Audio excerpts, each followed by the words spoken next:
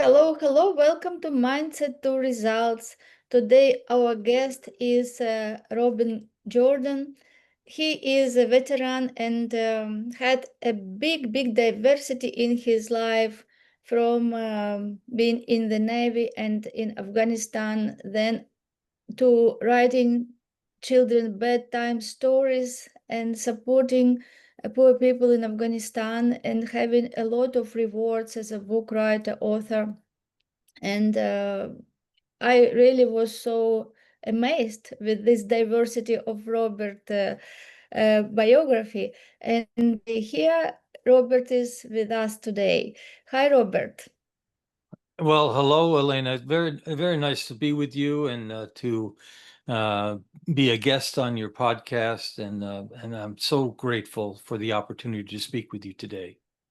Thank you so much. I really appreciate your experience and your willingness to share with the world about your spiritual reformation and how it helped you to discover yourself, reinvent yourself, and live life with fulfillment and create Mhm. so much value for people in the world, which you do today. Share a little bit about yourself. About your life and what were the those maybe moments when you understand that there is something big in you, what helped you to reinvent yourself. Well, thank you so much. Yes. Well, I spent 26 years in the military. I traveled all over the world. Um, and prior to the military, I grew up in a very small village in upstate New York of 300 people. And it was a very beautiful place to grow up. But I lacked worldly maturity. I wanted to serve publicly. I wanted to attend law school. And so I joined the Navy to see the world and gain worldly maturity. So I certainly got that, traveling around the globe, deploying numerous times. But of course, I did serve 5 tours of duty in Afghanistan. And that really opened my eyes to a lot of things there. I was an armed combatant, of course, but I did extend humanity to many people, to especially to widows and orphans, and it really touched my heart. And I gained a great affinity with the people of Afghanistan.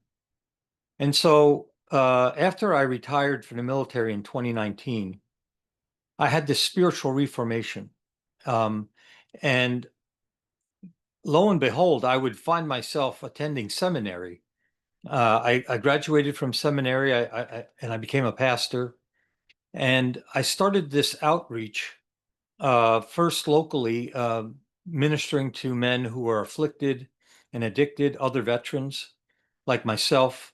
I suffer from post-traumatic stress disorder, anxiety, depression, and debilitating sleep disorders, all based upon my experiences from war and from my military years. But um, but there was this calling to serve in a broader sense, and so again, I found myself returning not physically to Afghanistan, but drawn back to the people of Afghanistan, and so I formed a nonprofit uh, called Bright Future Philanthropy Corporation. And the focus of Bright Future Philanthropy Corporation is to, provide care and feeding to the poor and those at risk in Afghanistan, specifically widows and orphans, young women with vocational training, trying to do my best to serve the very poor there through these feeding and care programs. And so that's what I've been doing now for the last few years since I retired in 2019. But it's really opened my heart to those who are so disadvantaged, especially in Afghanistan from decades of war.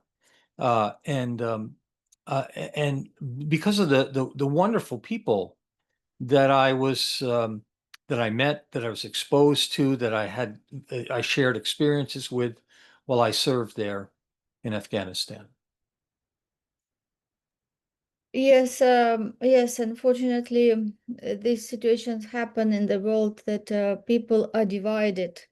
Yeah, Mhm. artificially divided. All these borders created Mhm. different distance, yeah, distance between people, although all people are the same. And as a pastor, you know that we all are creatures of our Heavenly Father. Yes, He created, Mhm. we have to be brothers and sisters. And even genetically, if we study DNA, it is a proof that everybody has somebody common in generation. Yes, that Mhm. life came from one Adam and Eve.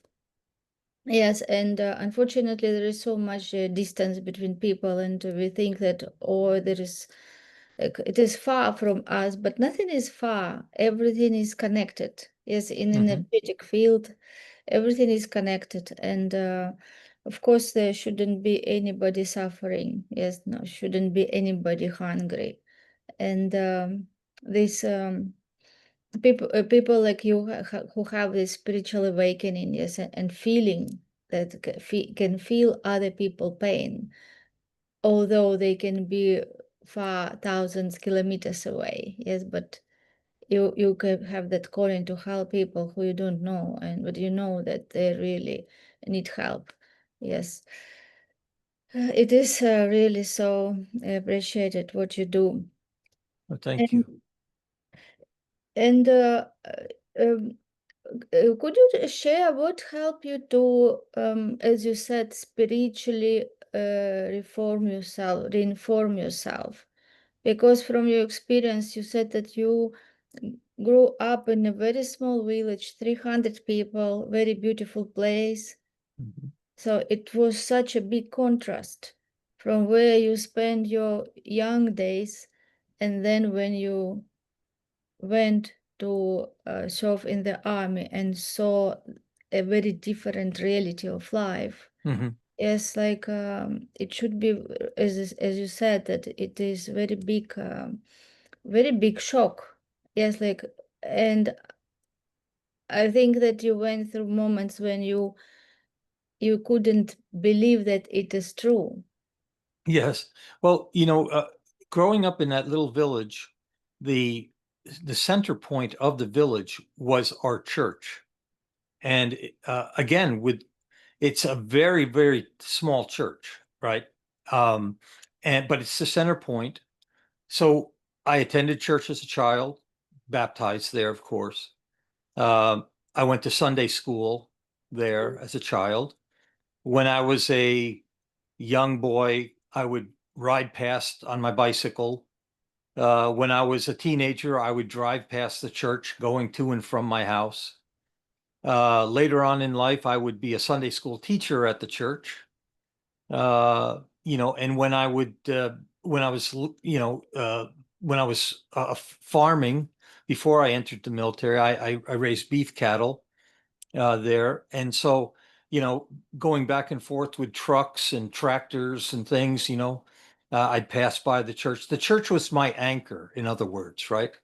And so when I left to go into the military, um, the pastor there, to this day, continues to send me weekly sermons. So I'm still connected to that little village. Although my parents both have passed on, uh, I'm still connected to that church through that pastor. And so, even though I've traveled all over the world, I remain anchored to that little village. Now, one of the things that really was a shock was when I went overseas and observed abject poverty for the first time. It really, it really struck me. I mean, it hurt me to see people that were just so poor and so disadvantaged. And that's when I started writing. And I wrote about this in my first book titled Faith, Flag, and Family, A Purposeful Guide for Selfless Service.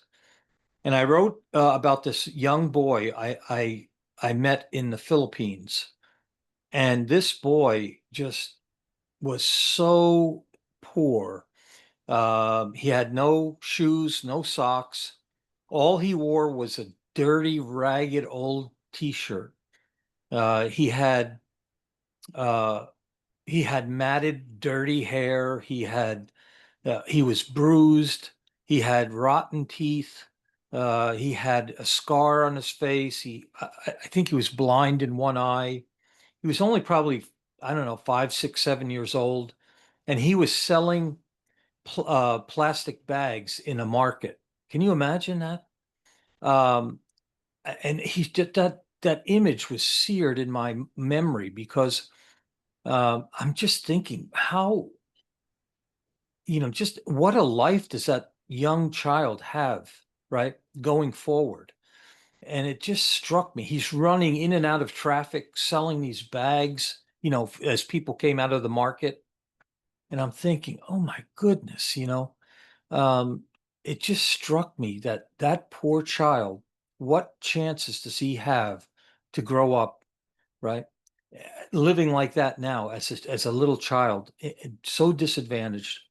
And so wherever I went in the world, it seemed like I would see these children, or I would see people that were so poor and so at risk with food insecurity or disease or the lack of clean water, and it just would hurt me so.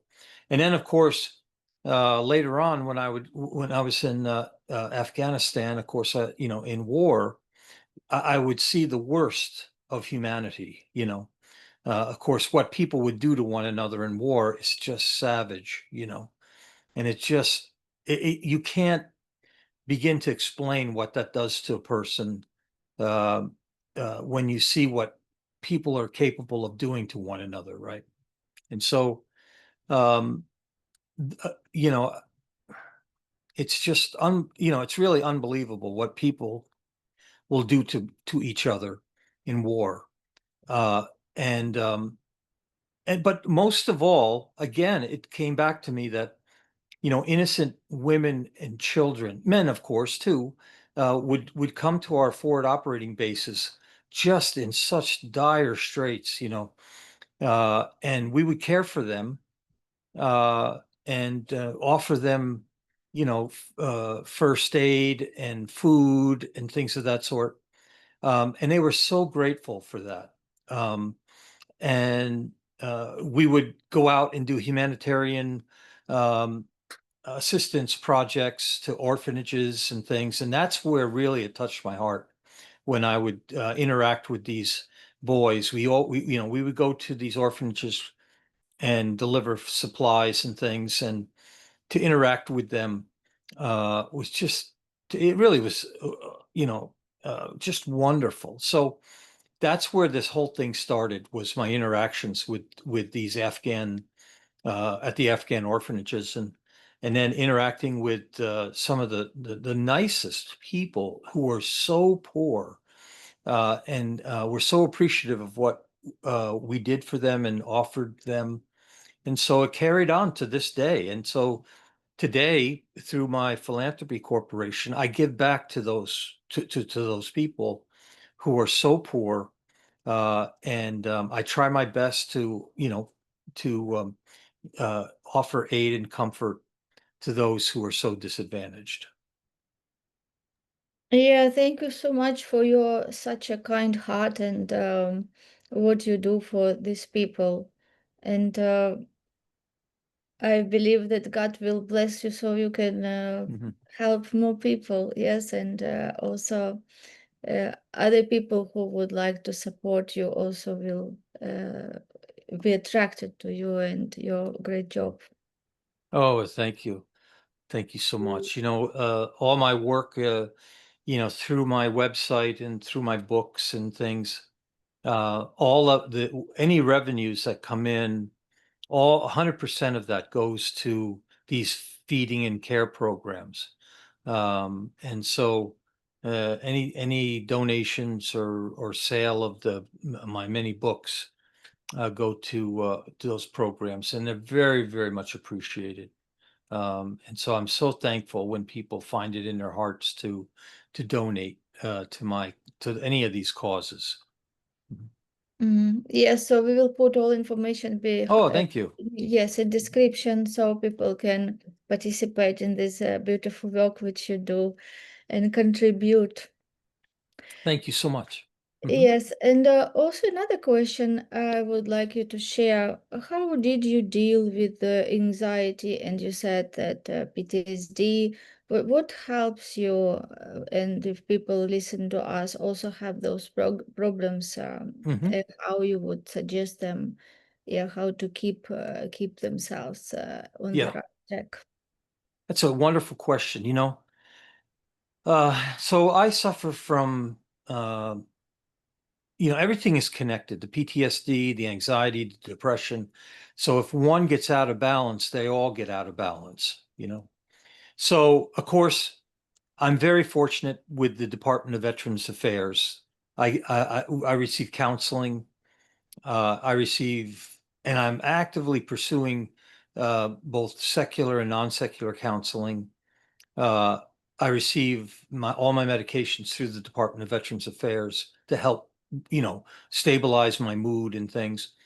But I can tell you that I've received a great deal of care from other veterans who've done a great amount of research, and so it's very important with these sleep disorders that I have and how I prepare to go to sleep.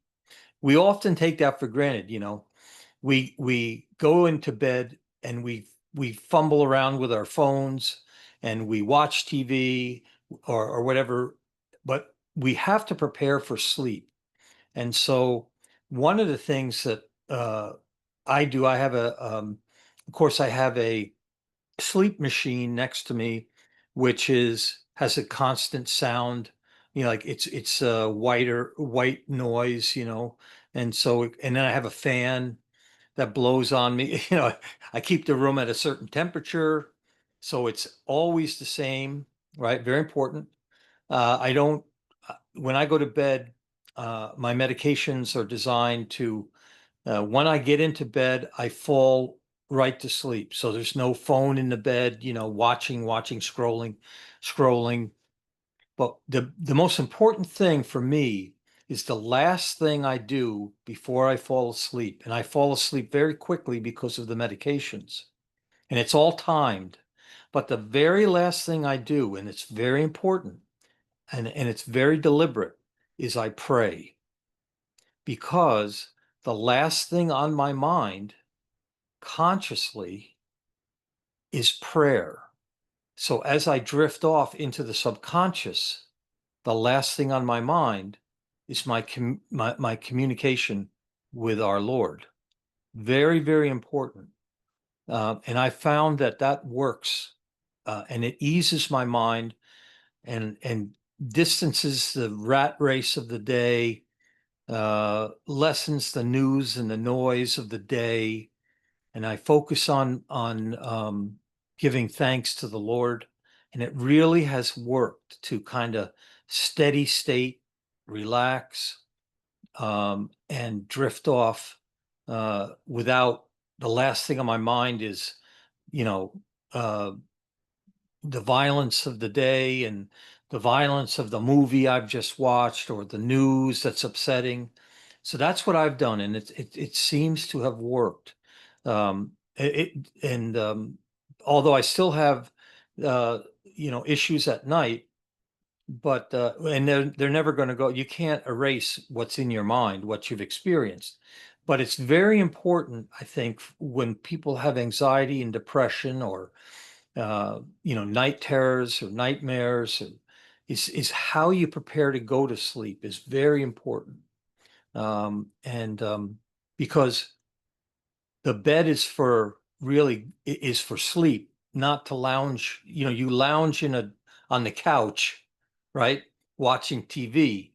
The bed is for sleep, right? So that's important. Mhm. Yes, thank you so much for sharing. And I have another question for you. Mhm. What were your three big lessons in your life that you really realized something and that changed the trajectory of your life or changed Mm, how you were proceeding to different things from that? yeah, well, I think over the years I've learned a couple of things. So I'm 66 now, and so I've been through quite a lot. But I've learned that with you know revival comes through revelation, right? That's one. The second one is with recovery comes redemption. Okay, and when we surrender, uh, there's salvation. So those are the three lessons in life, and it all points to the Lord. And so that's really the overarching theme I've found with this spiritual reformation. That's really it. Um, and it's pretty simple. But in a complex world, I found that those three uh, life lessons have brought me right where I am today. Yes, could you please explain each of them shortly so people who Sure, listen us understand it and also can apply in their lives? sure. So when we revival through revelation and revival. So when we finally realize that in our lives that we have to turn our life over to the Lord, we have to stop the madness in our lives, right? We realize we can't do it on our own. We come out of denial. That's our revelation, right? And with that, when we finally say, I'm done, I can't do this anymore on my own, I've got to just give it over to the Lord. That's when revival starts. Okay. So that's when we give it all over to the Lord. That's the revelation in our mind. I can't do this anymore. I'm going to give it over to Him. That's when our revival starts in our life. The second one is when we start to seek recovery. We work on us with counseling, with group therapy, um, changing our lives, person, places, and things, getting out of that rat race, right? And that's when redemption comes through recovery. Okay. Now that we're changing our lives through recovery, we find redemption. And then the last point is when we finally just say, when we're moving along, and we say, that's it. I see that how far I've come. I look over my shoulder and things have changed in my life. I'm not the same person I once was, but I know that I can go so much further if I just stick with it. Now I'm going to surrender myself fully to the Lord. That leads to salvation. Yes, yes, I love what you shared. Yes, it is so important to understand that we have to be connected, yes, to the Mhm. life force which we have. We are just molecules.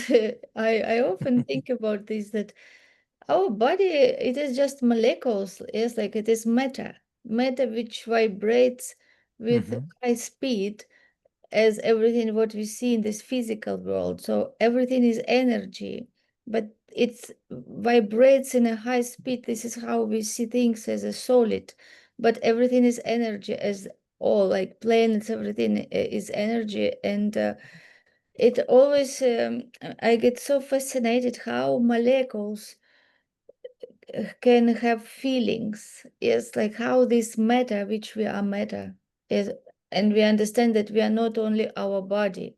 Yes, that we have the physical body, but we are not our body because we are more than that. We are spiritual beings. Yes, we have Mhm.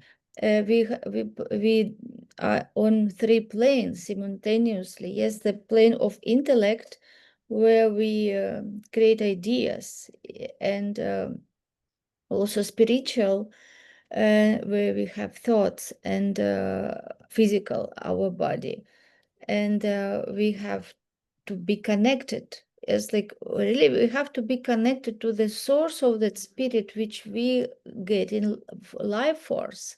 Yes, and what makes us human living beings.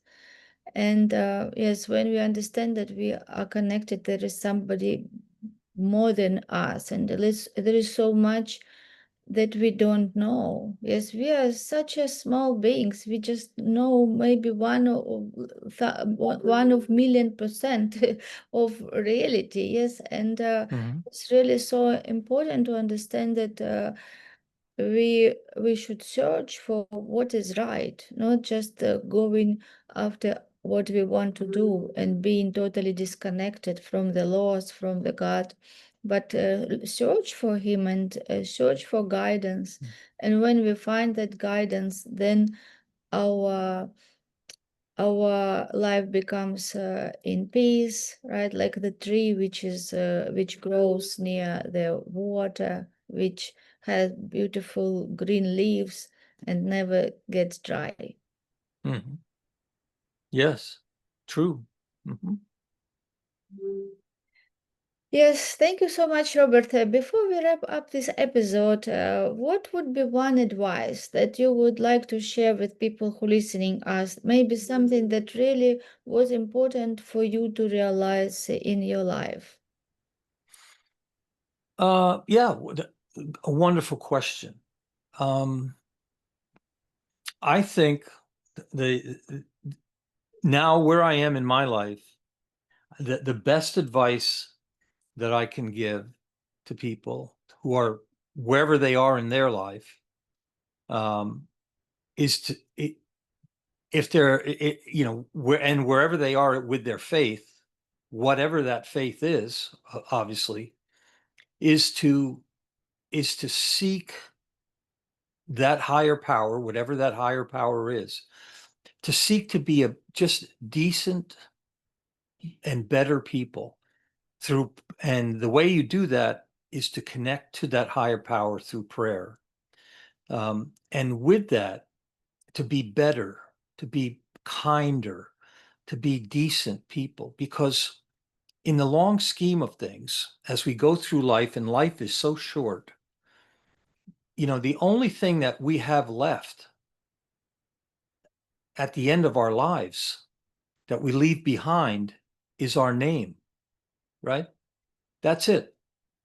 And so that's our worth in life, is our name. Now, that's what people remember us by, because all that we do in life is defined by our signature. And so uh, you want to be remembered by your name, by the goodness that you've given to others. And so just pray that you can be a better person tomorrow. Pray that you can be a man or woman of all seasons for those who are in need, those who are at risk, whether it be in your neighborhood, whether it be in your community, whether it be in your nation, wherever you might be hearing this. That's what I would leave you with, to just to be a better person tomorrow, because so many people are in need of better people to help them, to care for them. And wouldn't that be a better world if we all did that? And so that's my advice today for them. Yes, thank you so much, Robert, for being amazing guest at our podcast. And I wish you all the best and more people to connect with you and to see how they can support you. And looking forward to see you again in our future episodes. Thank you so much. God bless you, Elena. And God bless everyone. Thank you so much. God bless you.